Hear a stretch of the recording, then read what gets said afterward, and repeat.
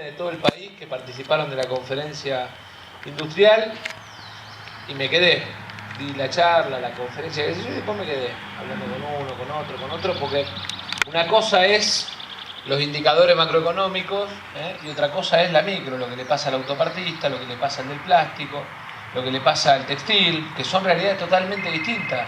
Vos acá hablas con un productor, digamos, ganadero y tiene una realidad, y hablas con, digamos, alguien que se dedica al cerdo y tiene otra realidad, y hablas con alguien que se dedica a la soja y tiene determinado nivel de humedad en el suelo y tiene determinado costo logístico y tiene una unidad o una realidad, y habla con el tipo que está en el sudeste de la provincia de Buenos Aires haciendo trigo y tiene otra realidad totalmente distinta. Entonces, ni que hablar el que se dedica a la leche, ¿no? Entonces me parece que cuando vos mirás todos los sectores de la Argentina, la gran mayoría de la sociedad sabe que vamos a un proceso de cambio. Digamos, en todo caso, lo que hay que distinguir es qué es lo que tenemos que cambiar para no volver a empezar. La Argentina todo el tiempo vuelve para atrás. Y lo que tenemos que cambiar es la dinámica en el sistema de toma de decisiones y la dinámica de presión del Estado. Acá la discusión de fondo, ¿cuál es? ¿Quién es el principal actor de la economía? ¿Si es el tipo que produce y que trabaja o si es el Estado? Acá hay quienes creen que el principal actor de la economía debe ser el Estado, y hay quienes creemos que el Estado en realidad es un facilitador. Tiene que ser un vehículo, un puente. Y en todo caso, frente a desigualdades, es un regulador. Alguien que busca equilibrio como árbitro que elige la sociedad. Esa es la discusión filosófica de la Argentina del año que viene. Hoy el árbitro está sacando provecho. Hoy el árbitro está jugando de juez y parte. Ese es el problema. Porque en realidad están usando las herramientas del Estado para imponer una línea filosófica, en lugar de jugar al equilibrio entre los diferentes sectores de la sociedad. En lugar de ser árbitro, juez y parte. Y ese es el principal problema que tenemos. Ahora bien, yo creo que a diferencia de si nosotros estuviésemos en este momento tomando decisión respecto de la producción del año que viene y fuese junio del año que viene, si nosotros hoy estuviésemos mirando lo que tenemos que hacer para el año siguiente y fuese junio del 2015, yo no tengo ninguna duda que todos los que están acá estarían entusiasmados, digamos, preparándose, porque, digamos, todo lo que viene, y no lo planteo solo en términos personales, lo planteo en términos de analizar lo que plantea cada uno de los sectores políticos. Todo lo que viene es mejor, salvo la idea de la continuidad, que yo no veo margen político para la continuidad. ¿El Frente Renovador estaría dispuesto a ir a primaria con la oposición? Sí. A ver, para ser campeón del mundo... Porque acá hay que ganarle a alguien. Para ser campeón del mundo hay que ganarle a todos. Perfecto. Digo, el que quiere ser campeón del mundo tiene que subir y ganarse, digamos, los laureles. En el boxeo peleando uno por uno con todo. En el fútbol lo mismo. Y para ser campeón del mundo vos le tenés que ganar a todos. Después, digamos, también tenés que saber que hay mucho de especulación. Están los que hoy te dicen, no, yo hoy creo que no, con fulano, con mengano. Nosotros no tenemos problema, estamos dispuestos a ir, digamos, a primaria con cualquiera, a la general con cualquiera, porque estamos seguros de la confianza que hemos construido en la sociedad. Hay otros que por ahí te miran con temor, porque todavía te miran además desde abajo, en desventaja, viste que eso también genera especulación. Y creo que es un error especular hoy por el momento del país. Yo creo que es un error que van a corregir las vacaciones, error que va a corregir esta modificación electoral que están planteando. Esta modificación electoral que están planteando a algunos les va a hacer reflexionar sobre que en lugar de mirar cómo engordan su baldosa, lo que tenemos que ver es cómo resolvemos el futuro de la Argentina. Y eso está bueno. Hay que dejar también que los que tienen menos experiencia política y los que menos conocen sobre cómo enfrentar este proceso político con éxito, porque digo, enfrentarlo con éxito y ganarle por más de 12 puntos como hicimos nosotros el año pasado en la provincia de Buenos Aires, tiene que ver con conocerle la lógica, con conocerle la dinámica, con saber en qué momento jugar, con saber en qué momento sacar una mano, si te lo tuviera en términos de boxeo, con saber en qué momento mover la cintura. Y en eso me parece que hay mucha inexperiencia y falta de expertise, de entender que no es esto no es una elección de un centro de estudiantes de un colegio. El gobierno cuando juega, juega y juega fuerte. Y ustedes lo han vivido. Y nosotros el año pasado lo vivimos en términos personales y familiares. Entonces, lo que digo es, eso lo va a acomodar el tiempo, no te vuelvas loco. Porque en realidad la demanda de la sociedad acomoda siempre a la política. Siempre. La va a terminar acomodando. Y la demanda de la sociedad es cambio y futuro. Esa demanda está escrita, pero está escrita por vos y está escrito por el laburante de una fábrica de galletitas de Pacheco. Y está escrita por el productor azucarero de Tucumán. Y está escrita por el tabacalero que no quiere tener un tren que tarde lo mismo que tardaba la carreta en la época de la colonia.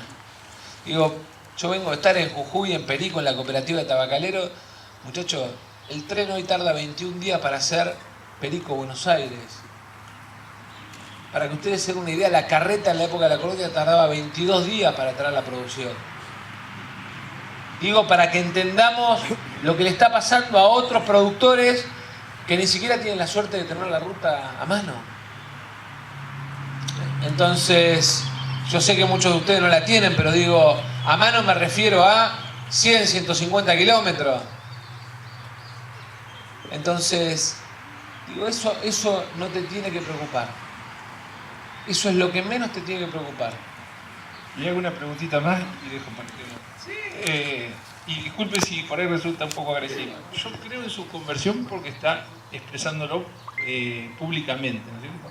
Ahora los 2.000 o 3.000 personas que usted necesita para llevar a cabo una gestión desde el Ejecutivo, esos peronistas que anduvieron con Menem, con Dualde, con Kirchner, que estuvieron al abrigo del poder, lo van a estar rodeando a usted.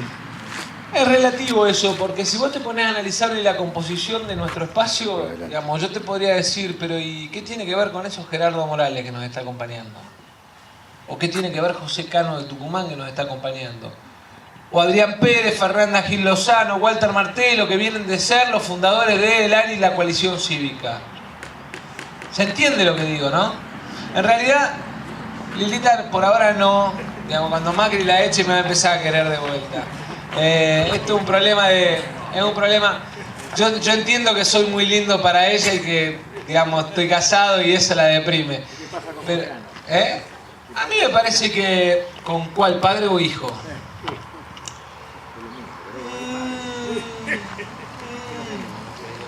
Hay 2 hijos y para mí hay que, sí, por lo menos la mirada nuestra.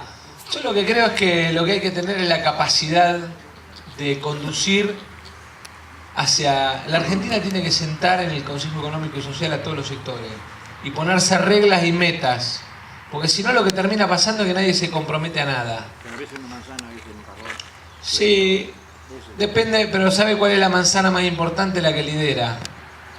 En esto me parece que la diferencia más importante, yo hoy escuchaba en la radio que lo criticaban a Macri por la reunión con Barrio Nuevo. Y yo la verdad es que lo que digo es, si Macri quiere gobernar, y lo digo desde alguien que está en otro sector distinto al mío, más allá de que el año pasado nos acompañó, si Macri quiere gobernar, tiene que articular con los gremios. Digamos, me parece bien que se junte con Barrio Nuevo y que ahora hay que saber poner límites. Hay que saber que es hasta acá y punto. No hay que tener miedo a poner límites. Lo que no hay que tener es complicidad con los sectores. Hay que saber que uno tiene un rol de equilibrio para todos los sectores de la sociedad. Para todos. Siendo así, muy bien. Me resulta difícil a mí. Ustedes estaban con un modelo, ¿no es cierto? Que es el que está hoy. Y dentro de ese modelo era que nosotros le aportábamos a todos los pocos que trabajamos a los muchos que están cobrando, porque es una de las formas. ¿Y cómo se hace para salir de ese modelo y encajar en el otro, de un día al otro, ¿no es cierto? Porque yo me acuerdo cuando estábamos peleando con las retenciones, peleando con todo, ese día ustedes apoyaban esas retenciones. ahí está equivocado. Sí, pero... Le voy a recordar primero que Felipe rompió en ese momento. Yo no sé si usted se acuerda, pero el que rompe, digamos, y yo en ese momento no era parte del gobierno. Yo entiendo que hay algunos que hacen el discurso fácil de querer mezclar a todos. Pero a mí lo que me gustaría es que seamos rigurosos, así como yo trato de ser riguroso para hablar de la lechería, o de la soja, o del trigo, que seamos rigurosos en el análisis de la conducta de los políticos. Porque si no, sí, claro, te dijo, porque si no, lo que termina pasando es que esa idea de, digamos, de licuar el poder de la política bajo el lema o la consigna de son todos iguales, lo que termina generando es vacío de poder. Y lo peor que nos puede pasar como sociedad es tener vacío de poder. Pero yo no espero eso, que me digas así. Yo esperaba que me dijeras cómo iban a hacer para transformar, porque yo lo que veía era que en un momento en el cual y cada uno de los ministros que entraba o de la gente que entraba tenía que explicar cómo iba a juntar plata sacándole a fulano o a sultano. Sí. Y con eso tenía ganado un escalón para llegar. A ver, lo primero que tenemos que tener en cuenta es lo siguiente. Si uno analiza la evolución anual de la Argentina, lo que está pasando ahora no tiene nada que ver con lo que pasaba en el 2005, en primer lugar. En términos de competitividad cambiaria, en términos de presión tributaria. Miren, en el 2005 la presión tributaria en la Argentina representaba un 25% menos de lo que representa hoy. En los costos de todos ustedes. Tómense el trabajo de mirarlo.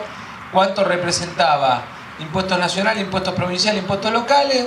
Miren 10 años para atrás y hagan la comparación en términos de costo cuadro por cuadro.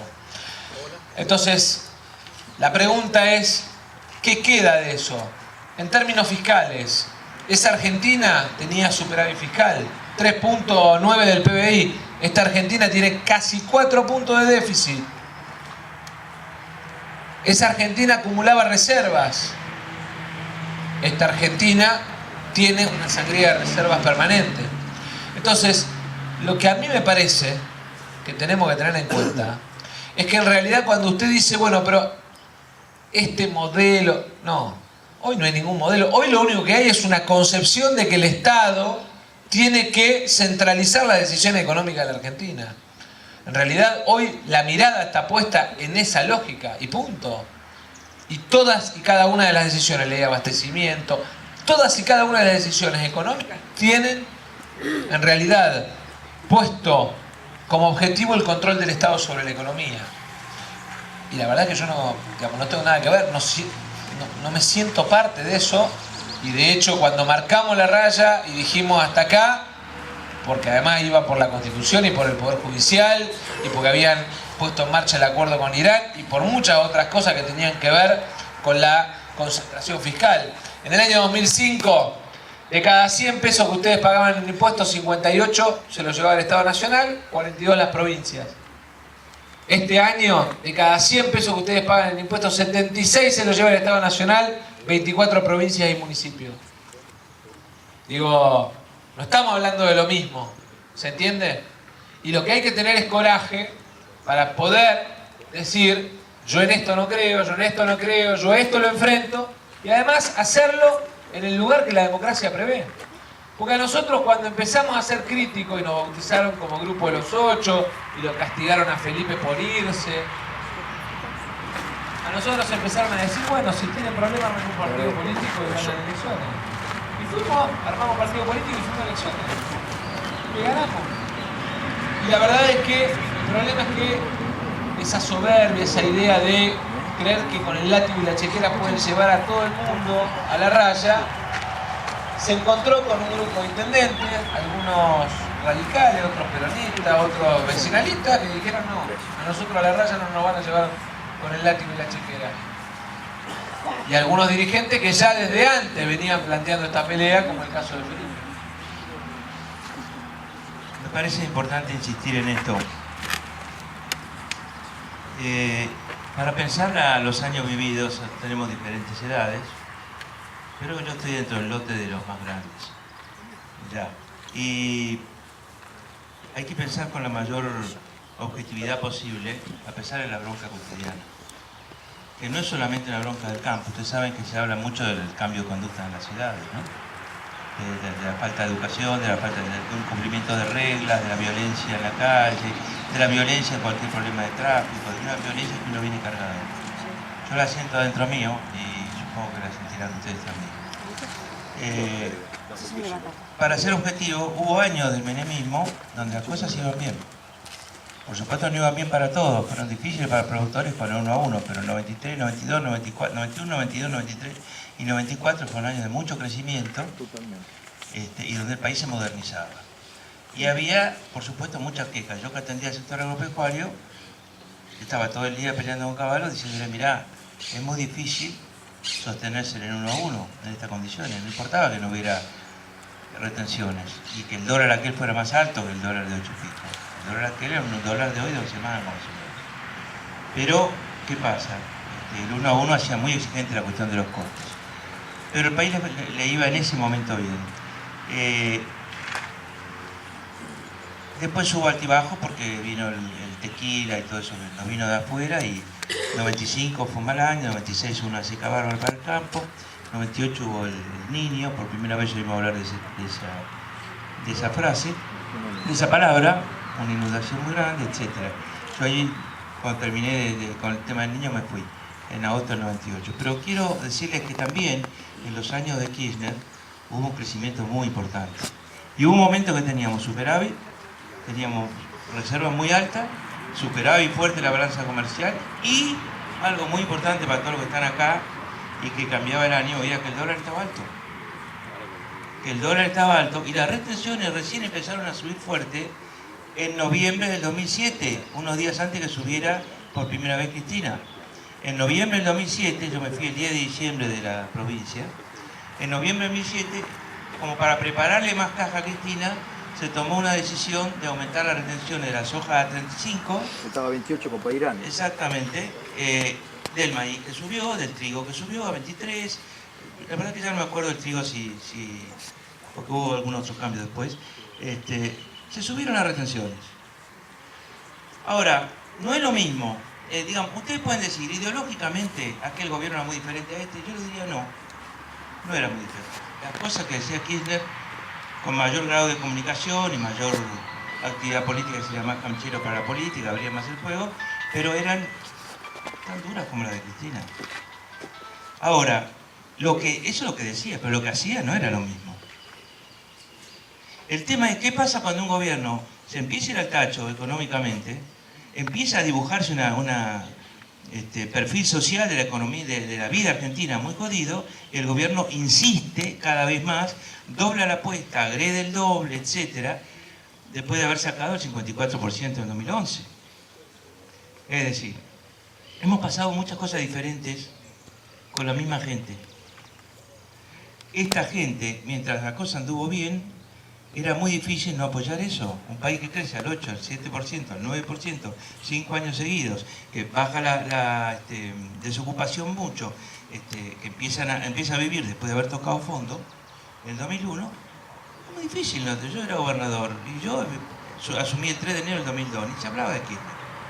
Y me tuve que buscar con los patacones y lo que podía de un lugar horrible. Bueno, salimos. Salió el país, no salió la provincia sola. ¿Cómo no iba a apoyar yo esa salida? Ahora, yo no iba a apoyar la salida mientras le decía ahora Kirchner es insoportable. Nadie hace eso. Uno gobierna la provincia y trata de que la provincia esté lo mejor posible, le sobre la mayor cantidad de plata para obra pública, pueda reformar su policía, pueda hacer una cantidad de cosas. Y bueno, no se dedica a uno a decirle, ahora eso sí, si esto va mal, estos van a mostrar su peor cara. Uno no es un profeta, uno es un gobernante. Ahora resulta que subieron a último momento las retenciones y después casi enseguida vino la 125, en marzo del 2008, ¿no es cierto? Y después, sí,